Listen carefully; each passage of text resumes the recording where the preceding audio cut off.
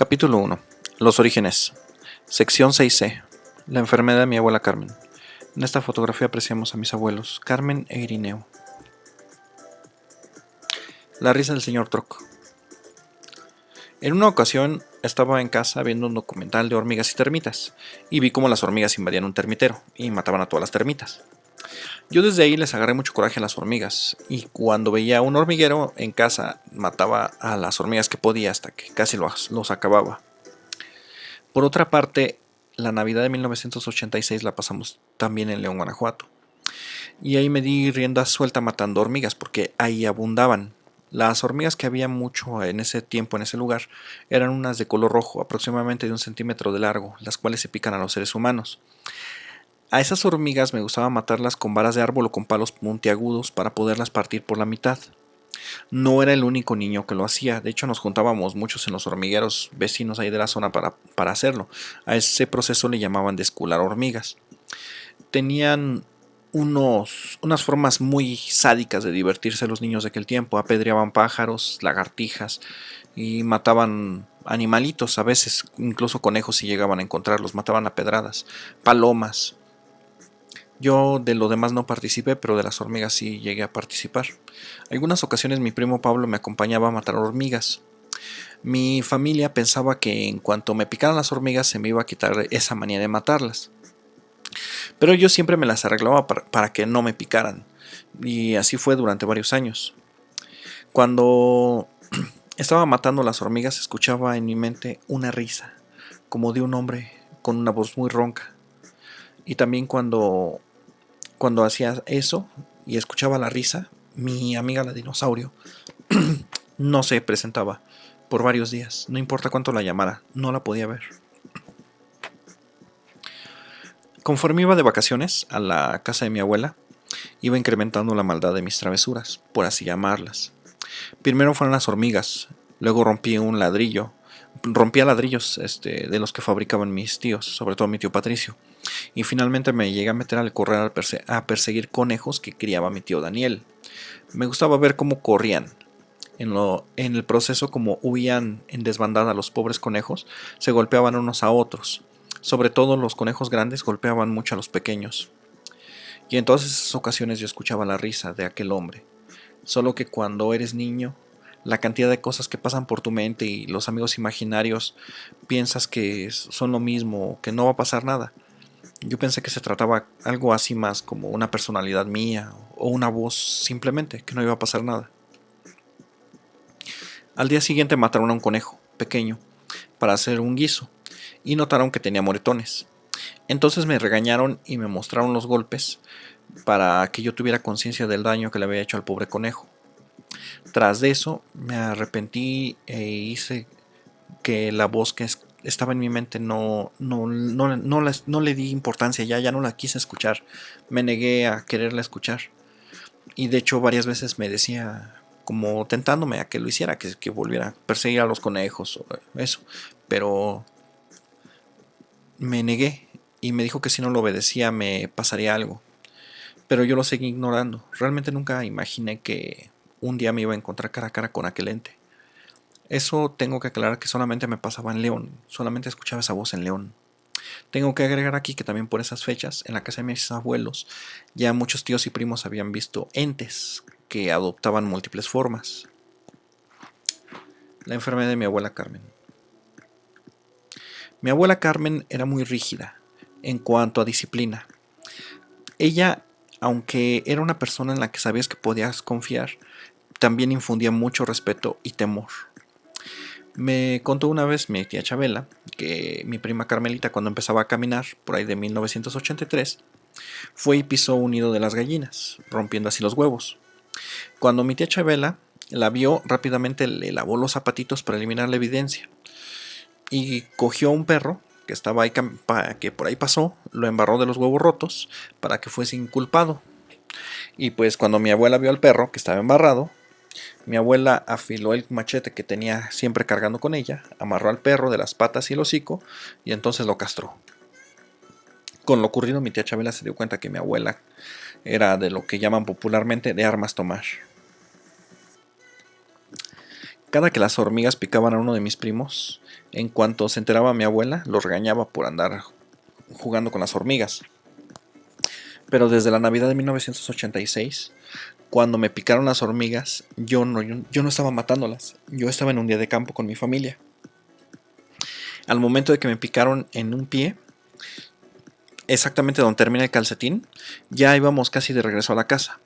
No me dolió mucho al momento, pero aproximadamente 2 horas después empezó la fiebre y llegó un momento en el que ya no pude caminar. Entonces me cargaron mis tíos porque yo estaba llore y llore a causa del dolor. Me pusieron en la cama de mis abuelos y traté de dormir, pero de la fiebre ya estaba alucinando. Tenía un fuerte dolor de cabeza y también tenía mucho ardor en el pie. Mi abuela, al verme, se dio cuenta que tenía fiebre y me puso un trapo mojado en la frente y preparó tés. Y le preguntó a mi mamá: «Es la primera vez que le pican, ¿verdad?». Y mi mamá contestó: «Así es».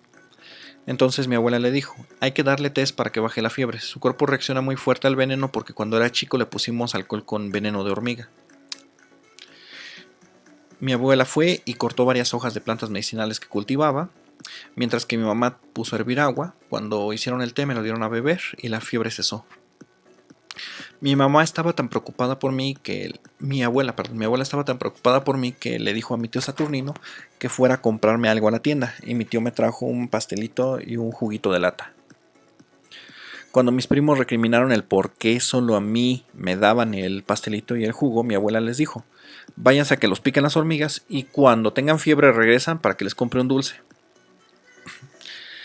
Eso fue un incidente que me hizo ver que mi abuela había cambiado. Normalmente no era así, no era tan tierna. Años atrás, mi hermano Javier se juntaba con mi primo Ramón para jugar.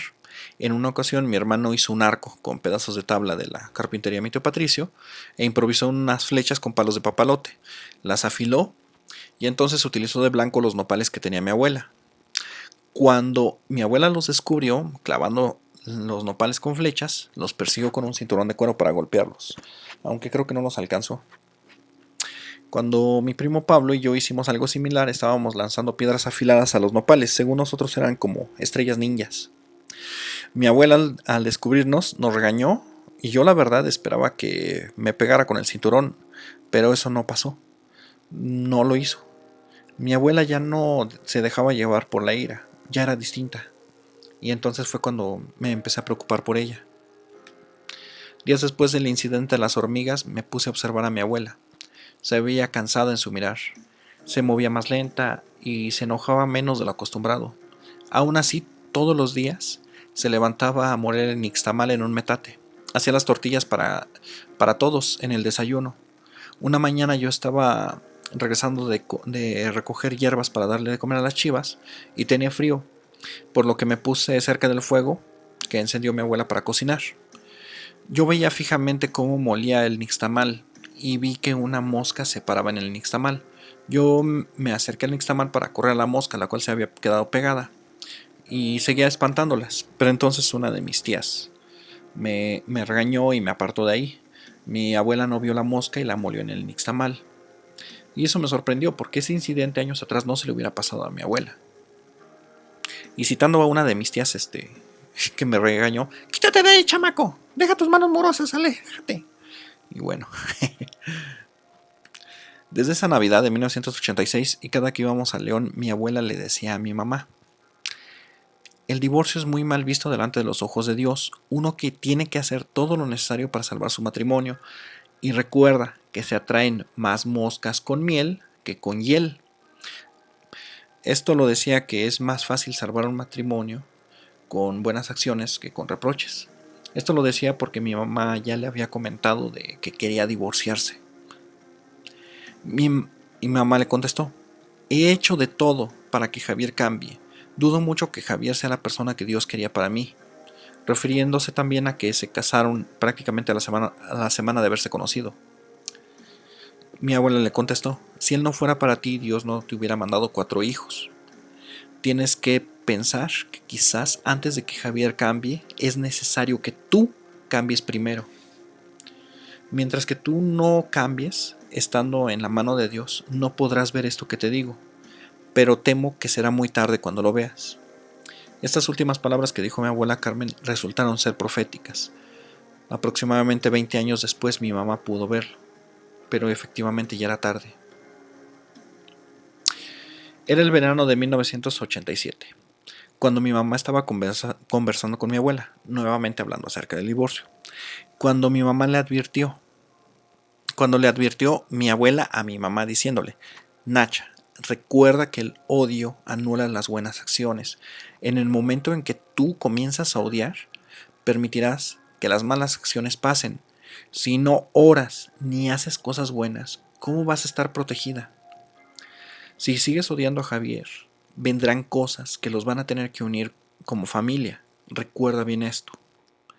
Mi abuela Carmen era muy rencorosa y a partir de esas fechas se empezó a mostrar más amorosa, perdonaba más y a palabras de ella diría: si el amor se pudiera medir, se mediría en la capacidad que tenemos de perdonar.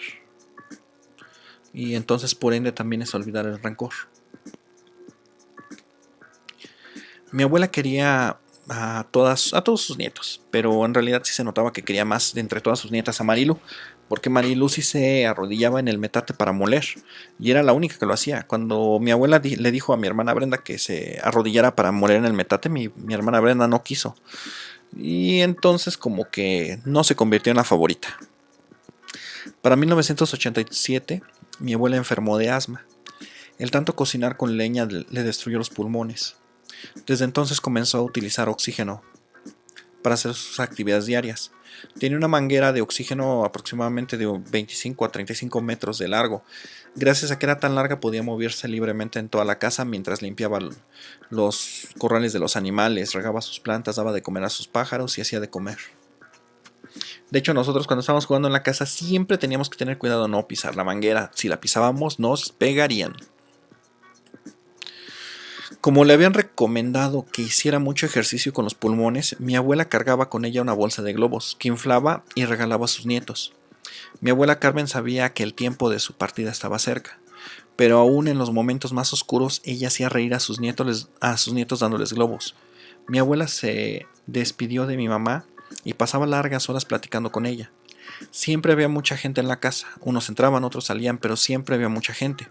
Esa Navidad mi tío Nicolás estaba en casa y por las tardes acostumbraba con mis abuelos rezar un rosario, y en una ocasión mi tío Nico abrió la Biblia y leyó: No os olvidéis de la hospitalidad, porque muchos sin saberlo hospedaron ángeles. Cuando dijo eso recordé a la anciana que mi mamá había alimentado una vez y que tenía dentro de sí un espíritu. Pensé yo que era un ángel quizá. Y antes de irse bendijo a mi mamá. Entonces mi tío Nicolás prosiguió: Irineo y Carmen, ustedes han hospedado a muchos. Por eso fueron librados de la muerte muchas veces. Por eso son herederos de las bendiciones de nuestros padres. También mis padres practicaron la hospitalidad en épocas de guerra, que es cuando vale más, y en épocas de paz, cuando es más fácil, también hay que hacerlo. Jamás se olviden de ayudar. Mi abuela Carmen le dijo a mi abuelo Irineo frente a todos: Te encargo a mi hermanito. Cuando yo ya no esté, quiero que lo sigas tratando con el mismo cariño.